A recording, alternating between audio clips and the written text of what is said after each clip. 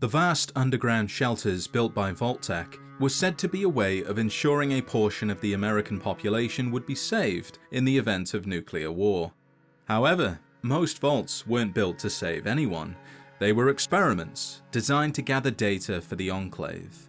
According to Tim Cain, the plan was to use that data to build a generational starship to colonize other planets if Earth became uninhabitable. But looking back from 2025, that vision feels less like a plan and more like a fantasy. The vaults now seem like a playground for the elites, with only a few vaults serving as genuine shelters. Whatever you believe, the vaults are fascinating, and the ones I'm about to cover are considered, technically, non-canon. But that doesn't mean they'll always be non-canon. Fallout has a habit of digging up old ideas, like Vault-Tec wanting to start the Great War, something that almost happened in the cancelled Fallout movie, but was then confirmed in the Fallout TV show. Anyway, most of these vaults are mysterious. We know almost nothing about them, but a few scraps of detail give us something to go on. This first vault is in Fallout 3, and you can only learn about it on a terminal entry inside Hamilton's Hideaway, just southeast of Moresty Metro Station. Hamilton's Hideaway is the remnants of a crude, unfinished bomb shelter. While the family who started it are long gone, the cavern was eventually used by chem smugglers, and then a small force of raiders, who in 2277 are constantly clashing with the mutated fauna, who also call the cavern home. But regarding the family who started the shelter, they exist in the terminal entries that mention a Vault-Tec vault. Sometime after the Great War, a survivor who Hamilton knew survived the blasts and told him about life outside the cave. According to Frank, hardly anyone was alive, and those who were tried to kill him. Frank tried getting into a vault near Burkittsville, Maryland, but they wouldn't open the vault door, and he was almost killed on his way out by cannibals. He claimed they wore human skin and preyed on people seeking shelter. Now, we don't know if they were vault dwellers or raiders who took over the entrance, but if they were the original residents, it makes you wonder, was this vault sealed without food? Was that the vault experiment, to see how fast people would turn to cannibalism? It's hard to say, but based on Frank's story, if that was the vault's intended purpose, it didn't take long. Vault 100 has so little information, it's almost not worth mentioning. It only shows up as a Pip-Boy icon for a Vault 100 jumpsuit in Fallout 3, and later in New Vegas as leftover content. Vault 74 is another missing vault created by Bethesda as a tutorial for Fallout 3's modding tools. The vault is small, consisting of just an atrium, clinic, living quarters, and overseer office. However, the vault is not found in Fallout 3, but Fallout New Vegas. It can be accessed through console commands by teleporting into the vault. After doing so, a quest appears called Exploring Vault 74, which you can do, finding a random corpse as well as living raiders who are simply called Raider, similar to the uniquely named raider outside Novak. The quest would end after reading the Overseer's log, which reads, "The vault has been breached. There was not enough power to level 5. God have mercy on our souls." Vault 24 is another cut location in Fallout New Vegas. All details concerning the vault are unavailable or don't exist, with the only thing revealing it was going to exist in the first place is the Vault 24 jumpsuit found in the game files, which you can bring to life once again through console commands. It looks like any other jumpsuit, just with 24 stitched on the back. Vault 10 is briefly referenced in the art of Fallout 4, where a man, maybe Nate, wearing a Vault 10 jumpsuit is pressing a button off to the side, maybe turning on the lights or opening a door somewhere unseen. The only information concerning the jumpsuit is the knowledge that the electronic patch on the chest hooks up to a doodad in the small of the back. This doodad is a biometric sensor of sorts used to interface with the Vault systems. I did search for more information as to whether or not Vault 10 was going to be the starting vault of Fallout 4 before it became Vault 111, but found nothing. As for the vault, it's seen better days, and the resident appears to be on his way out. Vault 113 is a similar tale also found in Fallout 4. In the game files, there is an unused texture for Vault 113, and in concept art, the vault is referenced several times. Unlike the other vaults mentioned thus far, this one can actually be seen, and it doesn't require console commands either. However, it's not in Fallout 4, but Bethesda's pinball game. The goal of the game is to explore and survive the wasteland, embarking on various quests to find Vault-Tec bobbleheads, with Vault 113 being the last quest and the location of the Luck bobblehead. Vault 117 is a different matter and was going to appear in Fallout 4, and this time we knew of its location, as it was shown in the documentary The History of Bethesda Game Studios. In the documentary there's a map showing the vaults just north of Jamaica Plain, although the vault has since been removed for one reason or another. While nearby locations like Big John Salvage still exist, the vault does not, but it is referenced again in the art of Fallout 4, as well as the developer notes and scripting for the travelling Vault Merchant random encounter, in which Fred O'Connell can be found heading for Vault 81. However, the scripting uses Vault 117 instead of Vault 81, suggesting the vault the merchant was going to was actually Vault 117 before it became Vault 81. Vault 120 is a special underwater vault in the Atlantic Ocean. I have discussed this in a previous video, but long story short, the vault was going to be a Bioshock-inspired vault with a cut quest called 20 Leagues Under the Sea, a clear reference to 20,000 Leagues Under the Sea, a novel by Jules Verne. The vault would have been governed by a giant sentient squid, and the sole survivor would have made it to the vault after using the Yangtze submarine. Probably one of the more stranger vaults, and a real shame it wasn't finished.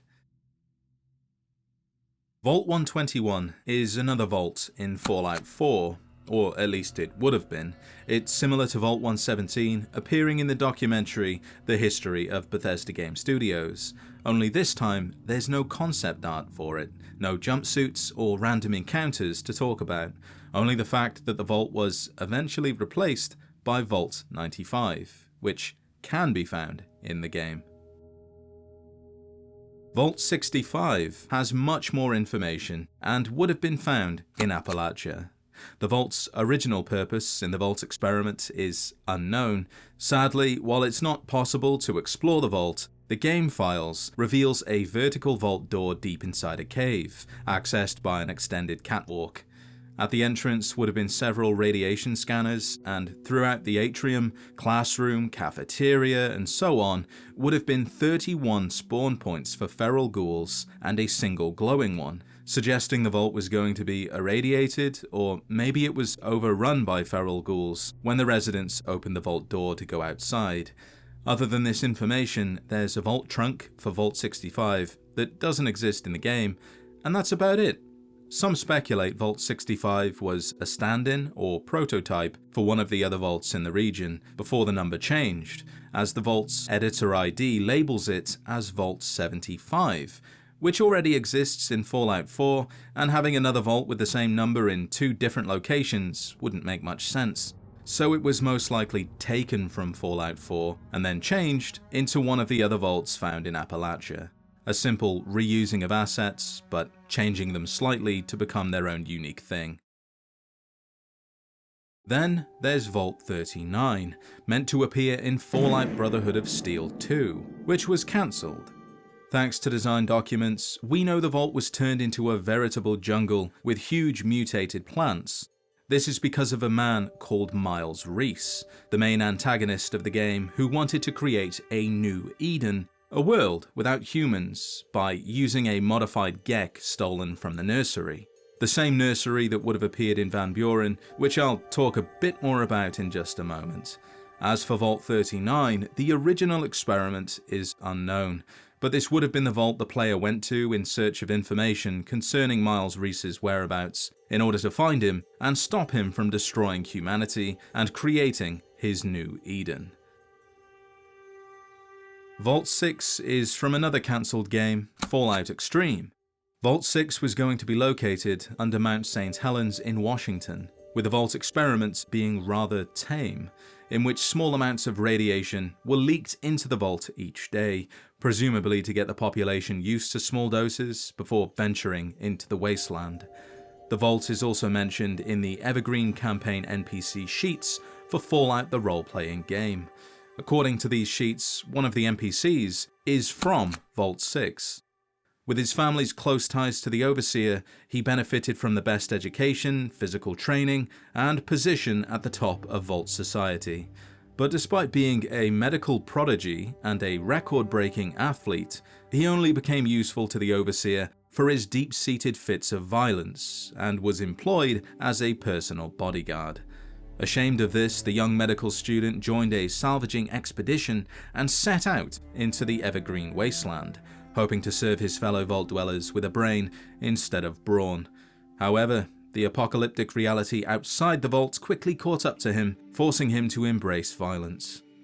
Lance kind of reminds me of Lucy McLean, the Overseer connection, the athleticism, using brains over brawn before submitting to the wasteland and allowing herself to become more violent. Next is Vault 1, featured in the Van Buren Tech demo. Though its exact purpose remains a mystery, Vault 1 was built near a Midwestern city, with its entrance conveniently situated in a cliffside close to the city's outskirts. During the Great War, the military escorted residents into Vault 1. When the Vault was discovered, it was in a dire state. The Overseer had yet to arrive, and an Underseer named Frank was acting in their stead. The life support systems were failing, the generator lacked sufficient power, and the resident floating eyebot was damaged.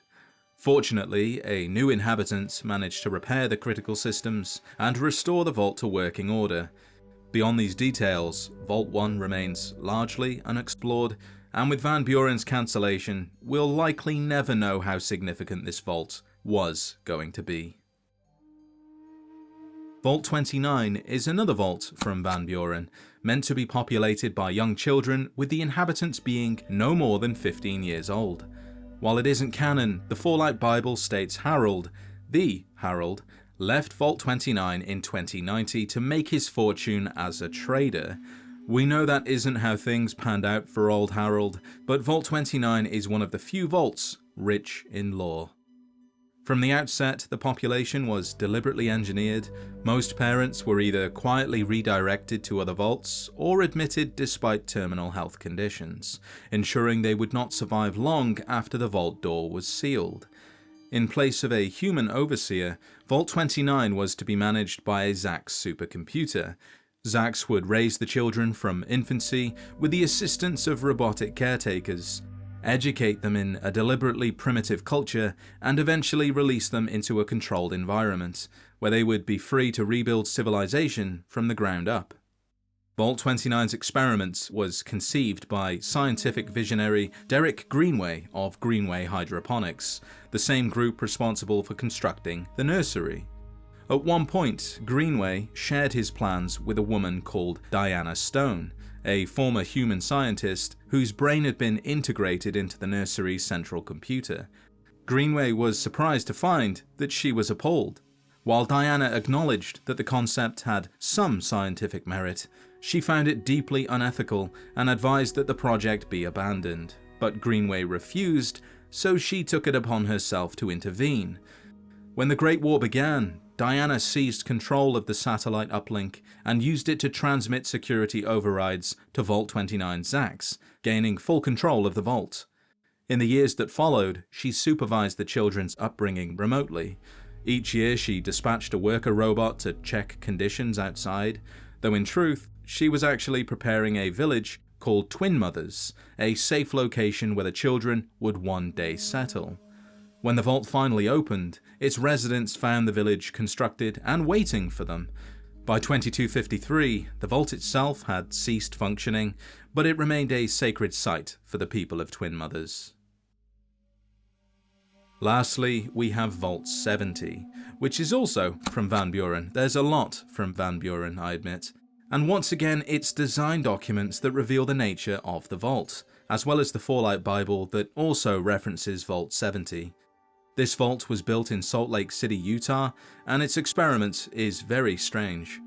After 6 months of the vault door being sealed, all of the jumpsuit extruders would fail, leading to the population having to repair their own jumpsuits or gather up whatever materials they could find and make their own clothes.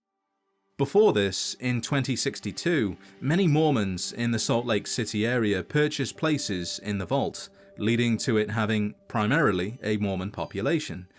When the vault opened in 2190, the inhabitants used several Garden of Eden creation kits to create New Jerusalem. Although why the vault had 3 Geks and not 2, which is standard, was never said, although Vault 8 only received 1 Gek, so perhaps they got the extra. In any case, New Jerusalem, and by extension Vault 70, was eventually destroyed by tribals and raiders who came together to fight them.